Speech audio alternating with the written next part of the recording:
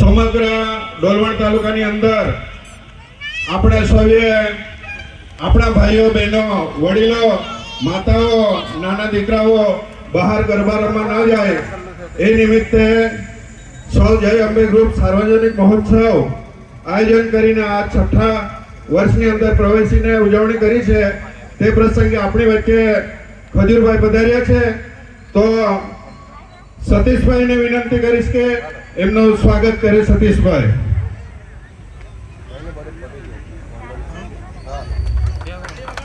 તાળીઓથી વધાવી લઈએ। આપણી વચ્ચે ફરી માનીય ખજૂરભાઈ પધારવાના નથી અને આજે ખૂબ જ કિંમતી સમય આપીને આપણી વચ્ચે પધાર્યા છે, તો આપણે આ પ્રસંગે ખજૂરભાઈ અને તેમની ટીમ અનિલભાઈને વિનંતી કરીશ કે એમની ટીમનું પણ સ્વાગત કરે। હિતેશભાઈ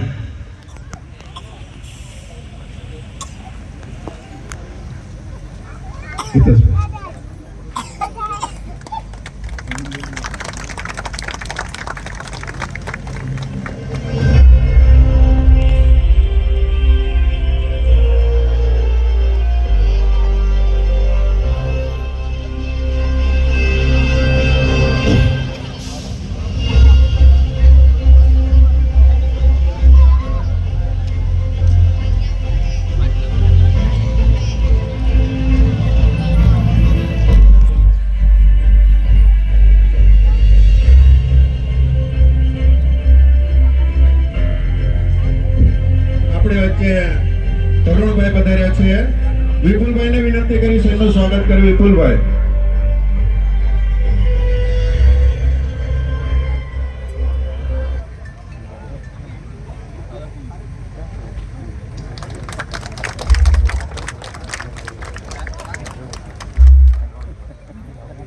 તો સૌ ખેલૈયા ભાઈઓ સૌને આપણી વચ્ચે માન્ય ખજૂરભાઈ પધારેલા છે। એમનો સમય ખૂબ જ વ્યસ્ત હોય અને આપણે જાણીએ છીએ કે એવો આપણી વચ્ચે આજથી 10 દિવસ પહેલા કુદરતી હોનારત આવી અને એ હોનારતની અંદર માન્ય ખજૂરભાઈ પધાર્યા અને એમણે પોતાનો કિંમતી સમયથી એમણે વિચાર્યું કે મારે આ કાર્ય પૂરું થાય ત્યાં સુધી મારે અડીખમ અહીંયા ઊભા રહેવું છે અને એમના જે વિચારો છે કે એમણે જે આ કારકિર્દીની અંદર જે કામગીરી બજાવી છે, આજે સમાજ સેવા કરવી એ ખૂબ જ અઘરી વસ્તુ છે, તો આજના આ વિચારો માન્ય ખજૂરભાઈને કેવી રીતે આવ્યા, સમાજ સેવા કેવી રીતે કરવી એ આપણે પણ શીખવા જેવું છે।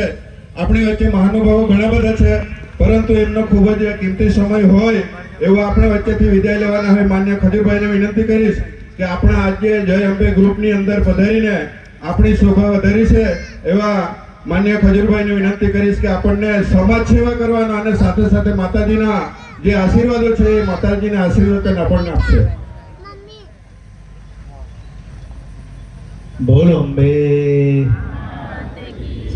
આ તો ગરબાનો દિવસ છે એટલે થોડુંક જોરથી બોલો, બોલ અંબે।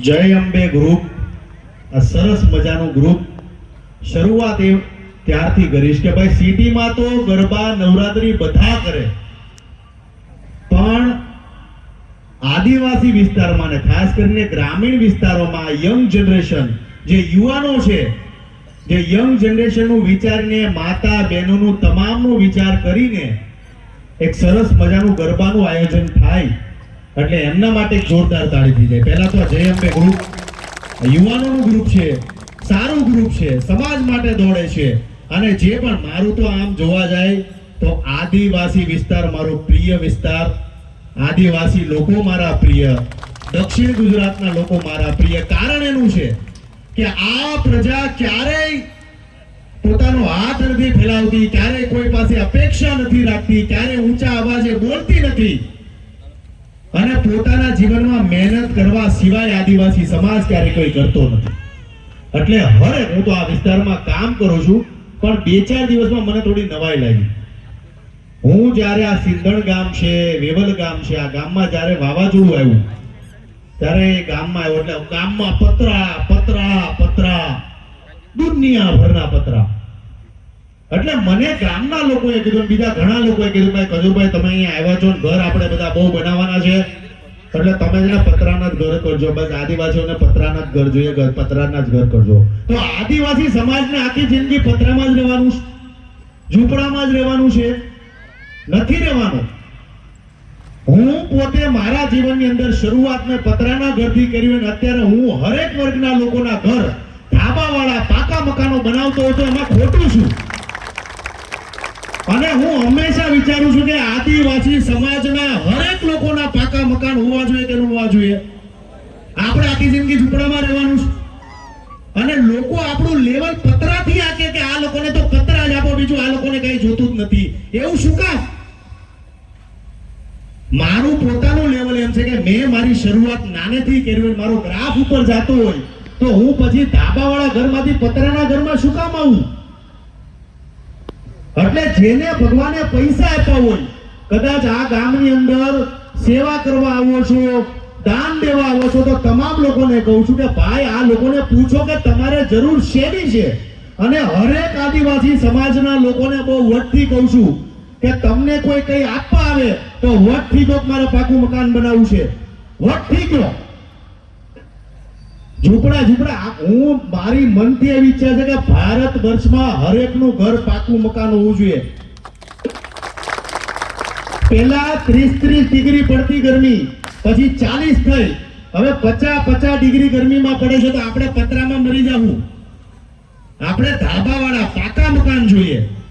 એટલે જે પણ સેવા ભાવીઓ અહીંયા સેવા કરવા આવે છે, બે હાથ જોડીને વિનંતી કરું છું, થોડું કરો પણ સારું કરો. હા, યથાશક્તિ પ્રમાણે આપો એનો વાંધો નથી, પણ આ સમાજને આ બહુ સત્ય વાત કરું છું. સુરતના કોઈ પણ મોલમાં જાઓ, તમને 12-13 કલાક ઊભા રહેતો જે છોકરો જોવા મળશે ને આદિવાસી સમાજનો જોવા મળશે.